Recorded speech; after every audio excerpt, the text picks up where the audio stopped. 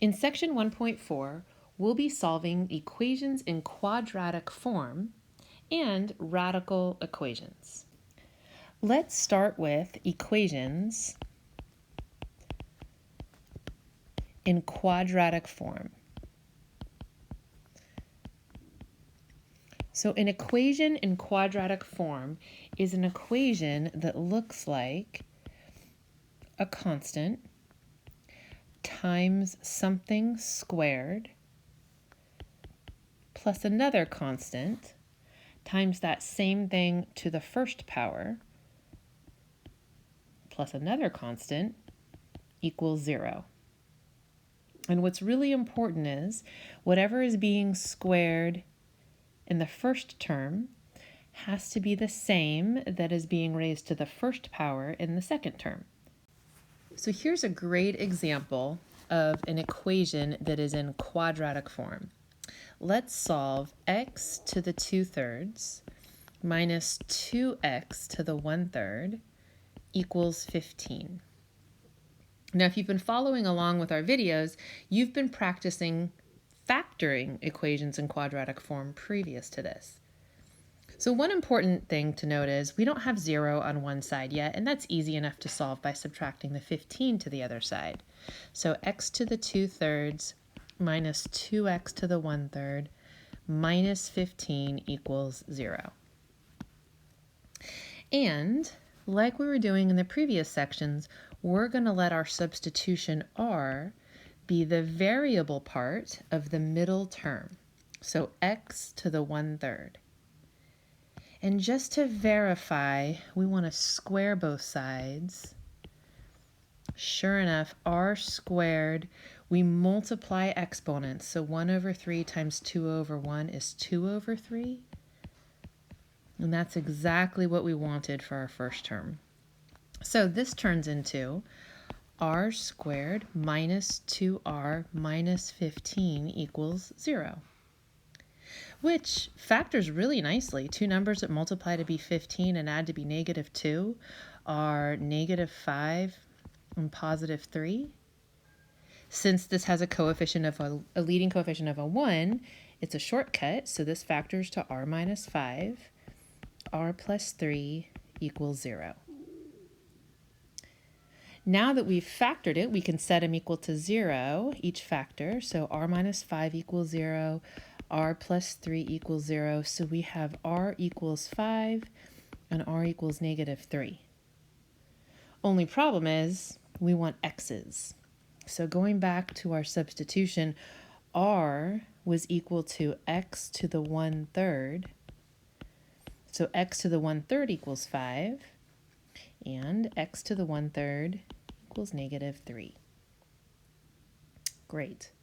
So we've gone a really long way here in isolating our x's. Now all we need to do is get rid of the 1/3 exponent.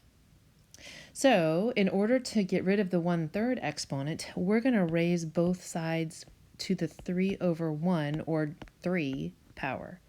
That way 1/3 and 3/1 cancel, and we just have x. And on the right hand side, we have 5 to the 3rd, which is 125. Doing the same thing with x to the 1/3 equals -3, we'll raise both sides to the 3rd power, and x equals -27. Very cool. Let's practice this a couple more times. Let's solve in this next example 2x to the -2 minus 15x to the -1 minus 8 equals 0. So remember, to be in quadratic form, the first term must be squared. The variable part must be a squared version of the middle term and then have a constant at the end. In other words, the first exponent should be double the middle exponent with no variables at the end. And that's exactly what we have here. So we're going to use the substitution r equals x to the -1 so that when we square both sides, r squared is x to the -1 times 2 is -2. So in terms of r's, this becomes 2r squared minus 15r minus 8 equals 0.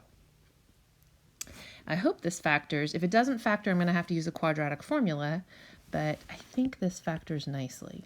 So I want two numbers that multiply to be 2 times negative 8 is negative 16, and add or subtract to be negative 15.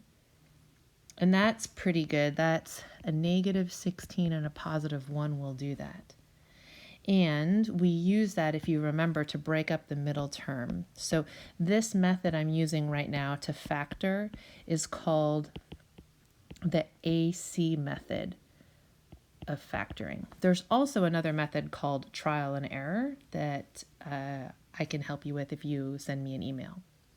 So we've got the negative 16r and the plus 1r break apart the 15r in the middle. So we have 2r squared minus 16r plus 1r minus 8 equals 0. And the whole point of that is now we have 4 terms instead of 3 terms. So now we can use grouping to finish factoring. So looking at the first pair, 2r squared minus 16r, we can factor out a 2r, leaving us with r minus 8. Very important, albeit small step, bringing down the plus sign that connects the first pair to the second pair. And unfortunately, with a 1r and a minus 8, there isn't a common factor that I can factor out of those two, except for a 1. So I'm going to factor a 1, and we have r minus 8 still. And it's still equal to 0. Now what I love about this is we have r minus 8 in the first parentheses and in the second parentheses, so we can treat that r minus 8 like a greatest common factor, factoring it out, leaving 2r and plus 1. Now I've got two things factored that multiply together to be equal to 0, so I know that one of them has to be 0. So r minus 8 equals 0, 2r plus 1 equals 0, so r equals 8 and negative 1/2. But this is all in terms of r's, and I want x's. So what was r? Was x to the negative 1? So x to the negative 1 equals 8, and x to the negative 1 equals negative 1/2. Okay, so now what we need to do is get x to the positive 1. Well, what exponent would we raise x to the negative 1 to make it a positive 1? We would raise it to another negative 1. Remember, you're multiplying exponents. So if you raise it x to the negative 1 to another negative 1, you're going to multiply. So negative 1 times negative 1 is positive 1. And 8 to the negative 1, remember that means 1 over 8. On the other hand, x to the negative 1 equals negative 1/2, same thing. I want to raise both sides to the negative 1 so that on the left, x to the negative 1 to the negative 1 is x to the positive 1, or just x. And negative 1/2 to the negative 1 is negative 2 over 1, or negative 2. Cool. Okay, so the important part is make sure it's equal to 0. Check to make sure it's in quadratic form. The first exponent is double the middle exponent and then a constant. Make the substitution where r is the variable part of your middle term. Double check by squaring, making sure you get the variable part of your first term. Change everything to r's and solve, and then go back to x's and continue solving. Okay, let's try one more just like this one before we get to the harder ones. This will be a quick example. X to the 3/2 minus 10x to the 1/2 equals 0. So the first thing I want you to notice is this technically isn't yet in quadratic form. The first exponent is not double the middle exponent. Moreover, we only have two terms and they both have x's in them.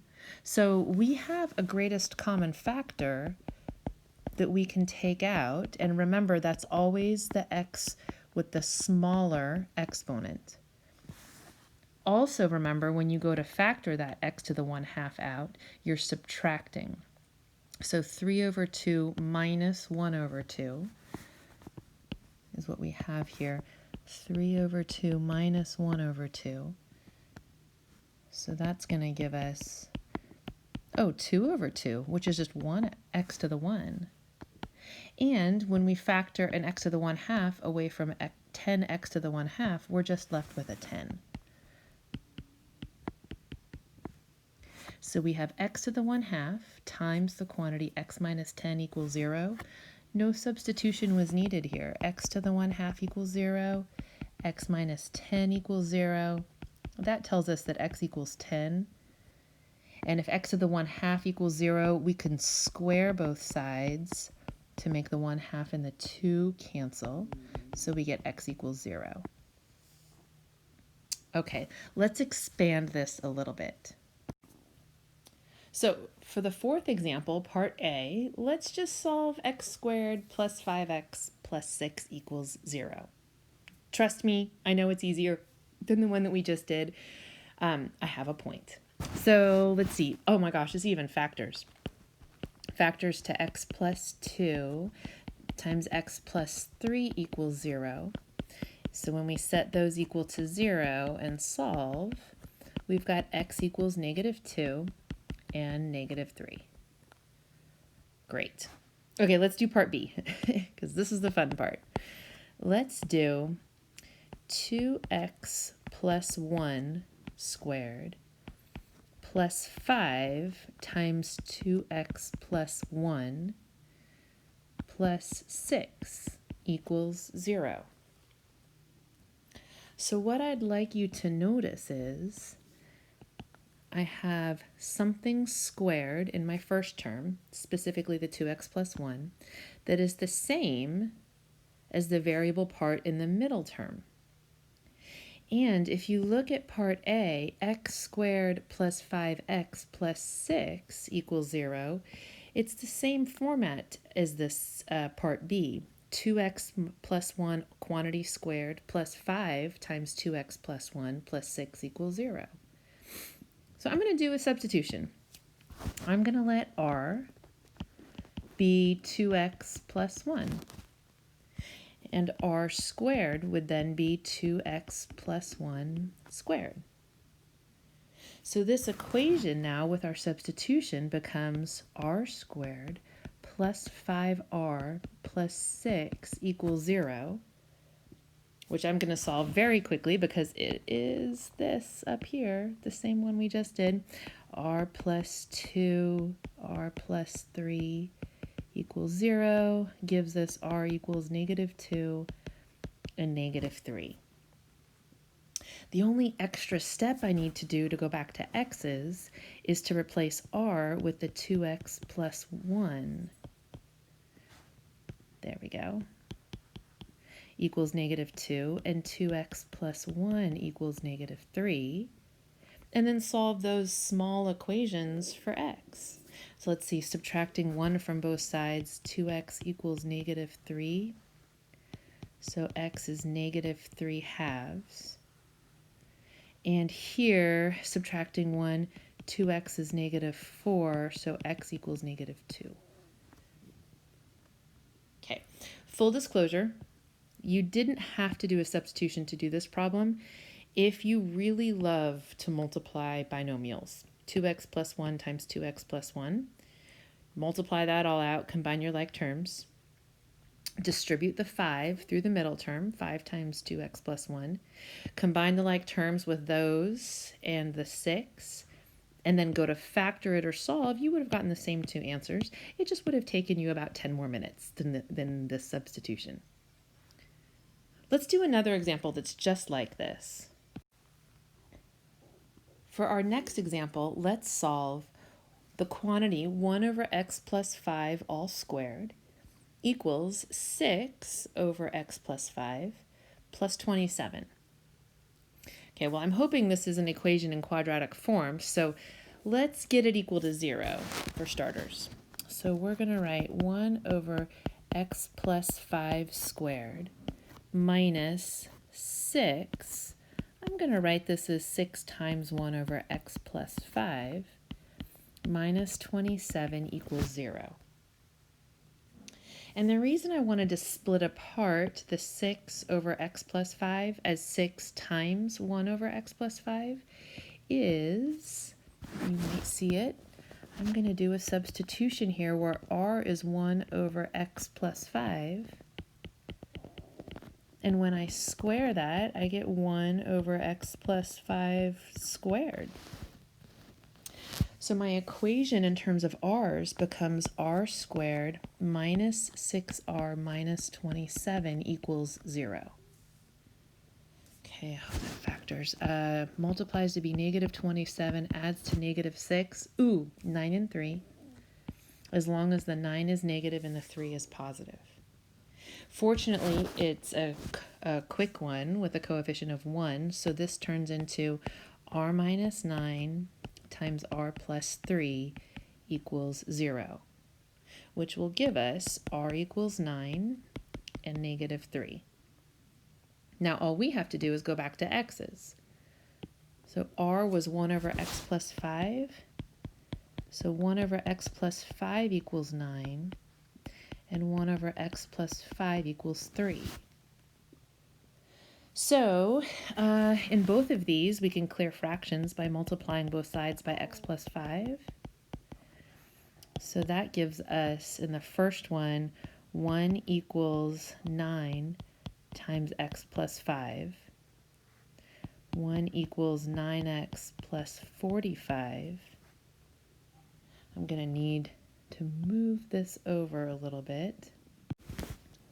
There we go.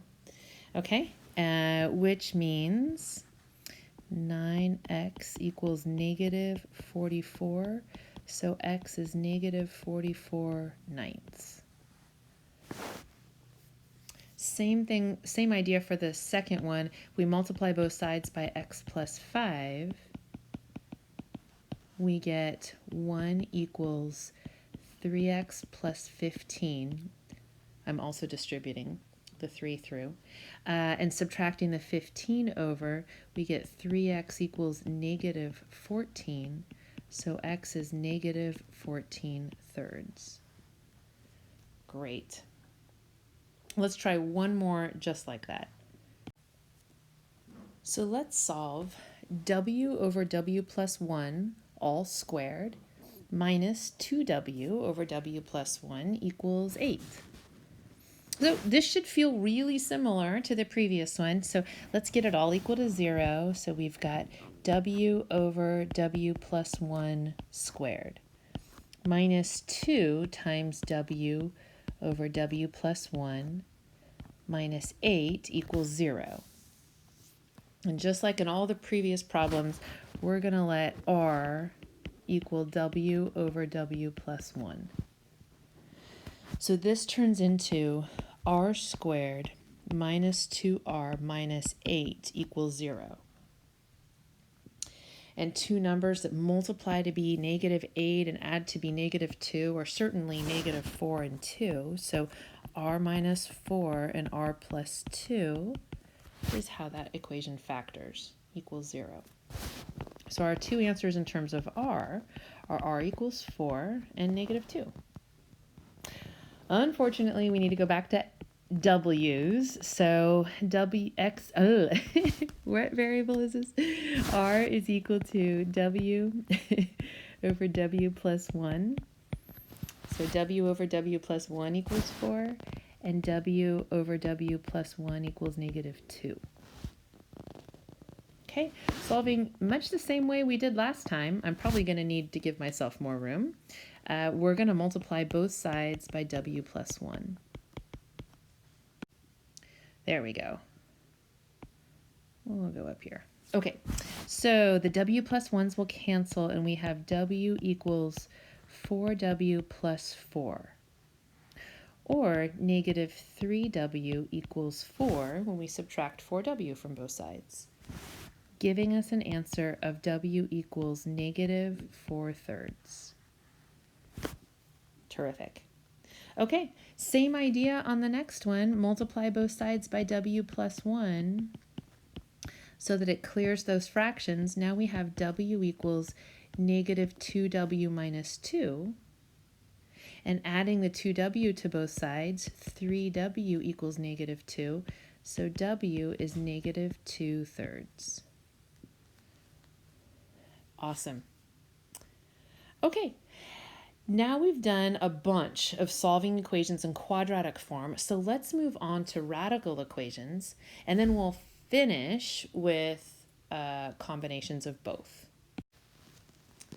So for our first example for solving radical equations, let's solve the equation the cubed root of 2x minus 5, then plus 4 equals 6.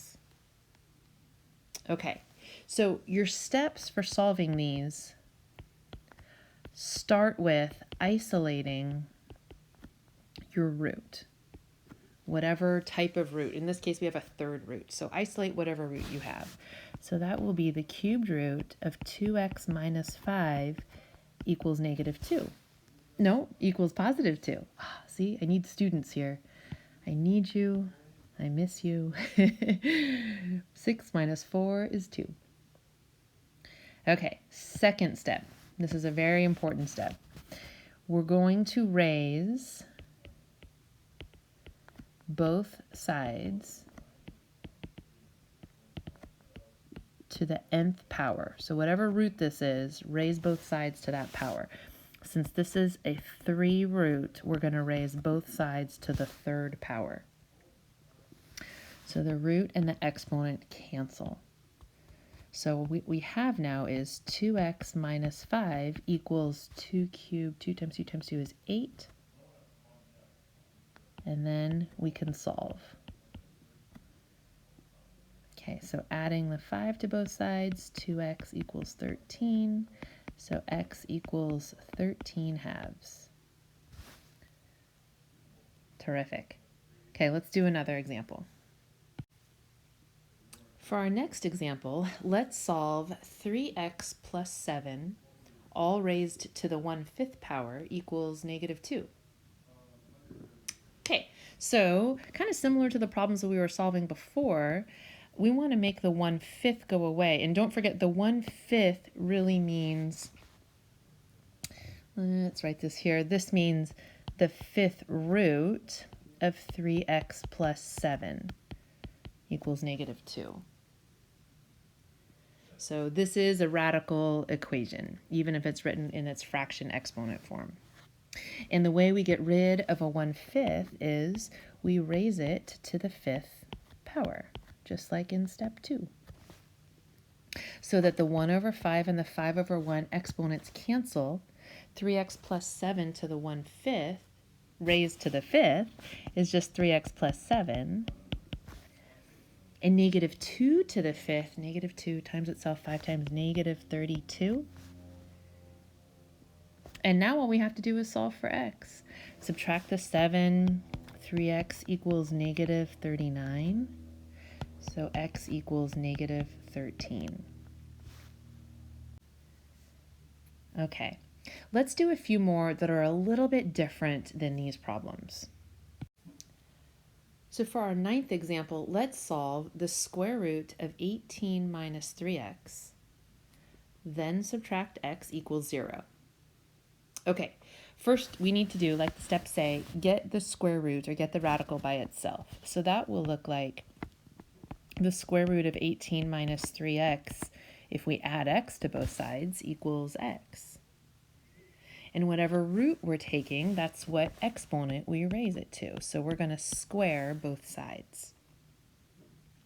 Now the whole point is that the square and the square root cancel. So the square root of 18 minus 3x all squared is 18 minus 3x. And then x squared is x squared. Now to solve this equation, we have an x squared in here. We're going to need to factor. So we're going to have 0 on one side. Since the x squared is positive, I like that for factoring. So I'm going to move the 18 and the negative 3x to the other side and keep the x squared where it is. So x squared plus 3x minus 18, oh, that's beautiful. That factors to x plus 6, x minus 3. So my two answers at the moment are negative 6 and positive 3. Okay, I kept the steps up because there is a catch. The catch is this. Step number 4. If you have an even root, so say you have, like we do here, I'll do this in yellow, you have a 2 root. So if you have an even root, you must check all of your answers. If you have an odd root, like in the first couple I did, the 5th root and the 3rd root, you don't need to check your answers. But if you have even roots, then by squaring both sides, you might actually give yourself what we call extraneous solutions, which is a fancy way of just saying extra solutions. These numbers are solutions to this equation without the square root, but they may not be solutions to this original equation. So I wish there was a pattern. I would certainly tell you the pattern if I could. There isn't. We just need to check each one of them. So when we go to check these, I'm going to do this really carefully and quickly. 18 minus 3 times negative 6 minus negative 6 hopefully equals 0. So that's going to be 18 plus 18. So the square root of 36 plus 6 equals 0. Oh, this doesn't look good. 6 plus 6 equals 0. That's not true. So x isn't equal to negative 6. And sadly, that means absolutely nothing about x equals 3. X equals 3 could work, or maybe this has no solution. So plugging this in, 18 minus 3 times 3, then minus 3 equals 0, I hope. That's 18 minus 9 is 9. Ooh, this looks good, though. Square root of 9 is 3. 3 minus 3 is 0. Yes, it is. So x equals 3 is our only answer. A lot of times I get the question, how do I show you, Mary Beth, that I already know that x equals negative 6? You don't have to. There's no way that you could have gotten to x equals 3 by doing all this work and not had the x equals negative 6 and then discarded it. So you just have to report the one that works and discard any that do not. Okay, let's practice that one more time. So for our last example, let's solve the square root of 2x plus 7 equals the square root of x plus 15. No, the square root of 2x plus 7 minus the square root of x plus 15 equals negative 1. Now in this case, I can't isolate the square root because we have 2. So I'll just do the best I can and I'll isolate one of them. So let's move the x plus 15 to the other side. So this would look like the square root of 2x plus 7 equals the square root of x plus 15 and then minus 1. And as the directions say, I'm going to square both sides. Now this is really important. When I square the right-hand side, even though it has two different terms, I can only square once. So I can only square the entire side. I can't, for lack of a better word, distribute that squared through. That's rather annoying because that means that I have to multiply the square root of x plus 15 minus 1 times itself in order to figure out what that side squared is. The left-hand side, on the other hand, is great. The square root of 2x plus 7 all squared is just 2x plus 7. That's awesome. Okay, let's focus on that annoying right-hand side. So when we go to multiply this out or FOIL, the square root of x plus 15 times the square root of x plus 15, the square roots cancel, and we just have x plus 15. The square root of x plus 15 times negative 1 is negative square root x plus 15. And negative 1 times the square root gives us another negative square root x plus 15. And then finally, negative 1 and negative 1 is positive 1. Okay, let's combine our like terms here. So we've got 2x plus 7 equals x. 15 plus 1 is 16. And we have a minus 1 x plus 15 and another minus 1 x plus 15. So we have minus 2 square root x plus 15s. Okay, so I'm mildly happy. Our equation went from having 2 square roots down to having 1 square root. I'm not thrilled because we still have 1 square root. So we're basically going to start this process again. Isolate the square root we do have and then solve for x. So here we go.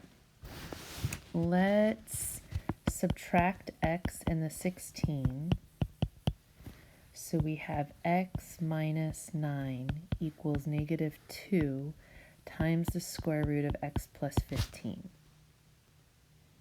Now I could divide everything by negative 2 here to fully isolate. I'm going to leave it because I anticipate a lot of fractions, and quite frankly, I'm a baby when it comes to fractions. So I'm going to leave that negative 2 there. I want you to see what happens when we square both sides and we have a coefficient in front of our square root. So let me slide this up so we have some room. Now remember, I can't distribute the squares. So x minus 9 all squared becomes x minus 9, x minus 9. And I'm going to make that x squared minus 9x is negative 18x plus 81. Okay, on the right-hand side, certainly the square root cancels with the square.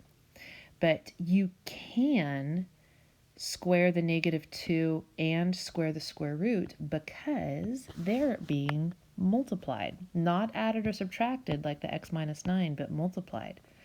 So this will be negative 2 times negative 2 is 4 times x plus 15 with no square root. So that becomes 4x plus 60. Cool. Okay.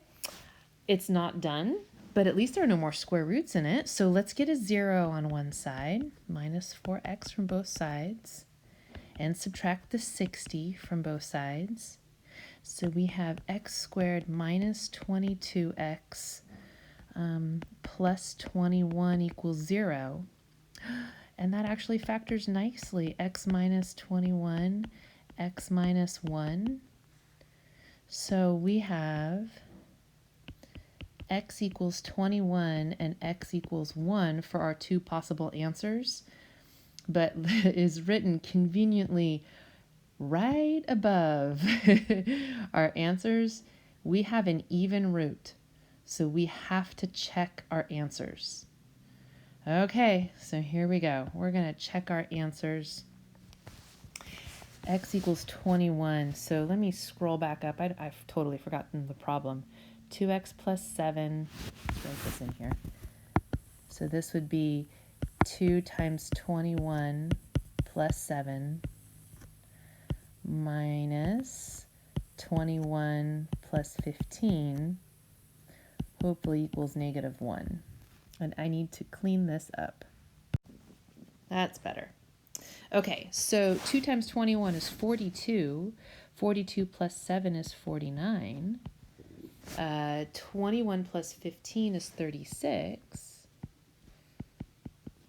So we have 7 minus 6, is not equal to negative 1. So x can't be 21. Well, hopefully it is equal to 1. So let's go up here, erase this. Let's try 1.